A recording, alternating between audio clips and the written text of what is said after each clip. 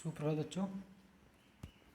कल हम लोगों ने सिंधु घाटी सभ्यता के विषय में पढ़ा था कि उसका विकास कैसे हुआ और किस तरीके से उस समय की यह एक बहुत ही समृद्ध संस्कृति बनी। और इसके व्यापार के बारे में हमने देखा कि इसका जो व्यापार था काफ़ी दूर दूर तक फैला हुआ था। विश्व के कई संस्कृतियों से यह संस्कृति बेहतर थी।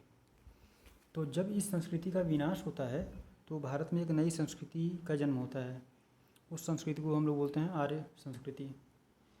तो सिंधु घाटी सभ्यता के पतन के लिए बहुत सारे लोग बाहरी आक्रमण को भी कारण मानते हैं, बहुत सारे लोग बाढ़ को कारण मानते हैं, बहुत लोग अकाल को, सूखा को कारण मानते हैं। तो अनेकानेक विचारों के मतभेद हैं। इस मामले में कोई एक मत नहीं है। तो आर्यों का आना शुरू करते हैं कि आर्यों का आगमन होता है तो फिर उनका कैसे कैसे विकास होता है और क्या क्या समानताएं थी, कुछ इस विषय में संक्षिप्त में बात करते हैं। सिंधु घाटी सभ्यता के ये लोग कौन थे और कहाँ से आए थे, इसका हमें अब भी पता नहीं है। यह संभावना भी है कि इनकी संस्कृति इसी देश की संस्कृति थी।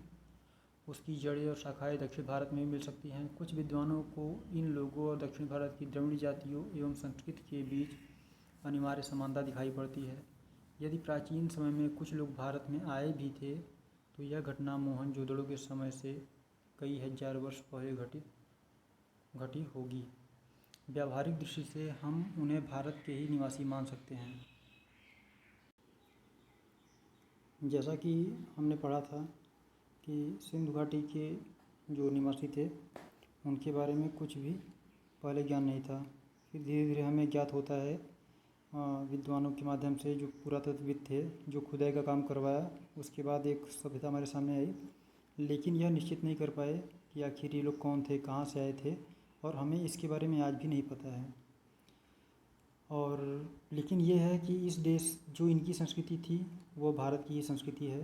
कहीं न कहीं इसकी शाखाएँ दक्षिण भारत में भी मिल जाती हैं। बहुत सारी समानताएँ दक्षिण भारत से मिलती है। बहुत सारे विद्वान इस संस्कृति को द्रविड़ संस्कृति से भी जोड़ते हैं। कुछ विद्वान तो जो आर्य थे और द्रविड़, इन दोनों भी अनिवार्य समानता दिखाते हैं कि इन दोनों में कुछ समानताएं मिलती जुलती हैं। एक बात और कि अगर प्राचीन काल में जो लोग आए थे वे अगर आए भी होंगे तो मोहनजोदड़ो की सभ्यता के पहले ही, सिंधु सभ्यता के पहले ही भारत में आ चुके थे। तो कुल मिलाकर हमें उन्हें भारत का ही नागरिक मानना चाहिए, भारत का ही निवासी मानना चाहिए। वैसे बहुत सारे विद्वान हैं, कोई ईरान का मानता है आर्यों को, कोई यूरोप से मानता है, तो कोई रूस से मानता है। अनेक विद्वानों के अनेक मत हैं। सिंधु घाटी की सभ्यता के बारे में कुछ लोगों का कहना है कि उसका अंत अकस्मात किसी ऐसी दुर्घटना से हो गया जिसकी कोई व्याख्या नहीं मिलती। सिंधु नदी अपनी भयंकर बाढ़ों के लिए प्रसिद्ध है जो नगरों और गाँवों को बहा ले जाती है। यह भी संभव है कि इस मौसम के परिवर्तन से धीरे धीरे ज़मीन सूखती गई हो और खेतों पर रेगिस्तान छा गया हो। मोहनजोदड़ो के खंडहर अपने आप में इस बात का प्रमाण है कि बालू की तह पर तह जमती गई, जिससे शहर की ज़मीन की सतह ऊंची उठती गई और नगरवासियों को मजबूर होकर पुरानी नींवों पर ऊंचाई पर मकान बनाने पड़े। खुदाई में निकले कुछ मकान 2 या 3 मंजिले जान पड़ते हैं। वे इस बात का सबूत है कि सतह के ऊंचे उठने के कारण समय समय पर उनकी दीवारें भी ऊंची उठाई गई। हम जानते हैं कि सिंध का सूबा पुराने समय में बहुत समृद्ध और उपजाऊ था, पर मध्य युग के बाद वह ज़्यादातर रेगिस्तान रह गया। तो जैसा कि विद्वानों का मानना है इस सभ्यता के बारे में कि इस सभ्यता का विनाश संभवतः बाढ़ से ही हो गया, क्योंकि सिंधु नदी में अक्सर बाढ़ आते रहता था। उस बाढ़ के कारण गांव बह जाते थे, क्योंकि सभ्यताएं जो विकसित हुई, पुष्पित पल्लवित हुई, वो नदियों के घाटियों में हुई, किनारे पर हुई। तो बाढ़ के दौरान वे गांव नष्ट हो जाते थे। तो जो गांव बाढ़ में बह गए वहाँ उनके खंडहर बचे, तो उन खंडहरों में बालू की परत भर गई, बालू का तह पर तह जमता गया और बाद में उसी तह पर फिर से मकान बनाया गया। इस तरीके से वो जो खंडहर है वो कई तहों में है। कुछ मकान तो ऐसे भी है वहाँ पर जो कि 2-3 मंजिल के समझ में आते हैं, पता चलता है कि ये 2-3 मंजिल भवन थे। धीरे धीरे लोगों ने ऊंचा अपने जो नदी है उसके सतह से ऊंचा उठने के लिए उन्हीं खंडहरों के ऊपर अपना मकान बनाना शुरू कर दिया। और एक समय था कि सिंधु बहुत ही समृद्ध जगह था, लेकिन मध्यकाल तक आते आते यह रेगिस्तान में बदल गया। इसलिए यह मुमकिन है कि मौसमी परिवर्तनों ने उन इलाकों के निवासियों और उनके रहन सहन की पद्धति को प्रभावित किया हो, लेकिन मौसम के परिवर्तनों का प्रभाव दूर दूर तक फैली इस नागर सभ्यता के अपेक्षाकृत छोटे से हिस्से पर पड़ा होगा। हमारे पास इस बात पर विश्वास करने के कारण तो है कि यह सभ्यता गंगा घाटी तक या संभवतः उससे भी दूर तक फैली थी, पर इस बात का फैसला करने के लिए हमारे पास पर्याप्त आंकड़े नहीं हैं। तो जैसा कि ये जो सिंधु घाटी सभ्यता है, यह बहुत दूर दूर तक फैली हुई सभ्यता थी और ये एक नगरीय सभ्यता थी, ग्रामीण सभ्यता नहीं थी। इसका विकास गंगा की घाटियों तक था। इसके विद्वानों के पास सबूत नहीं है, लेकिन उनका मानना है कि इस सभ्यता का विकास गंगा के घाटियों तक था। वह बालू जिसने इनमें से कुछ प्राचीन शहरों पर छाकर उन्हें ढक लिया था, उसी ने इन्हें सुरक्षित भी रखा, जबकि दूसरे शहर और प्राचीन सभ्यता के प्रमाण धीरे धीरे नष्ट होते रहे और समय के साथ खंड खंड हो गए। तो ये तो एक बहुत अच्छा बात ये हुआ कि जो सभ्यताएं उस समय थी, जिन पर की बालू की परतें जम गई थी, उस समय नष्ट हो गई, लेकिन उन्हीं बालू के परत के कारण आज भी वो सभ्यताएं बची रह गई। और जो सभ्यताएं बाहर बची थी वो खंडहर होकर नष्ट हो गई।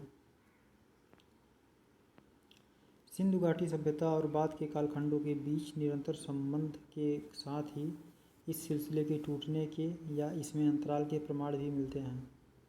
यह टूटना इस बात का भी सूचक है कि बाद में आने वाली सभ्यता भिन्न प्रकार की थी। बाद में आने वाली इस सभ्यता में शुरू में संभवतः कृषि की बहुतायत थी, गोकी नगर और थोड़ा बहुत शहरी जीवन भी मौजूद था। खेतिहर पक्ष पर जोर शायद उन नवागंतुकों ने दिया होगा जो आर्य थे और उत्तर पश्चिमी दिशा से भारत में एक के बाद एक कई बार में आए। अब ऐसा मानना है कि जो सभ्यता बनी होगी वह कहीं न कहीं टूट भी रही थी, फिर बन रही थी, मतलब सभ्यता का पतन और उत्थान दोनों हो रहा था। यह इस बात से पता चलता है कि जो सभ्यता जितने भी बार वो हमारे सामने आई, वो उतने ही प्रकार की सभ्यता थी, उसमें कुछ न कुछ भिन्नता अवश्य थी। बाद में जो सभ्यता विकसित हुई उसमें कुछ न कुछ खेती भी करते थे और उनमें थोड़ा शहरी जीवन मौजूद था, लेकिन जब बाद में आ जाते हैं तो वो पूरी तरीके से कृषि और पशुपालन पर ही अपना जीविका निर्धारित कर देते हैं। लेकिन इसके पहले ये लोग कहीं न कहीं व्यापार से जुड़े थे, फिर बाद में थोड़ा कृषि से भी जुड़ जाते हैं। और भारत में जो आर्य आए वो उत्तर पश्चिमी इसी सीमा से होकर के आए, कई बार में आए होंगे, एक साथ तो नहीं, लेकिन बार बार करके वो लोग आए होंगे भारत में। ऐसा माना जाता है कि आर्यों का प्रवेश सिंधु घाटी युग के लगभग 1000 वर्ष बाद हुआ। यह भी संभव है कि इनमें इतना बड़ा समय का अंतर न रहा हो और पश्चिमोत्तर दिशा से भारत में ये कबीले और जातियाँ समय समय पर आती रही हों और भारत में जन्म होती रही हों। सबसे पहला बड़ा सांस्कृतिक समन्वय और मेल जोल बाहर से आने वाली आर्यों और उन द्रविड़ जाति के लोगों के बीच हुआ, जो संभवतः सिंधु घाटी सभ्यता के प्रतिनिधि थे। आपको पता है कि भारत में बहुत सारी विदेशी जातियाँ आईं और वो आकर यहीं के जातियों में घुल मिल गई। अभी आप आगे पढ़ेंगे, शक, यवन, कुषाण, पहलव, बहुत सारी विदेशी जातियाँ आई थी। तो उसी तरीके से भारत में जो पहली बाहरी आने वाली जाति है जिसको हम मानते हैं वो थे आर्य। और यहाँ के जो मूल निवासी जिनको द्रविड़ माना जाता है, ये दोनों आपस में मिलजुल गए। इनकी जो संस्कृति थी वह आपस में बिल्कुल मिल गई और इस संस्कृति का समन्वय हो गया, एक दूसरे को दोनों ने ही आत्मसात कर लिया। इसी समन्वय और मेल जोल से भारतीय जातियों और बुनियादी भारतीय संस्कृति का विकास हुआ, जिनमें दोनों सभ्यताओं के तत्व साफ दिखाई पड़ते हैं। बाद के युगों में और बहुत सी जातियाँ आईं, सब ने अपना प्रभाव डाला और फिर यहीं घुल मिल कर रह गए। तो ये जो समन्वय है आर्य और द्रविड़ संस्कृति का, इसी के कारण भारत का जो मूलभूत सांस्कृतिक विकास था हुआ।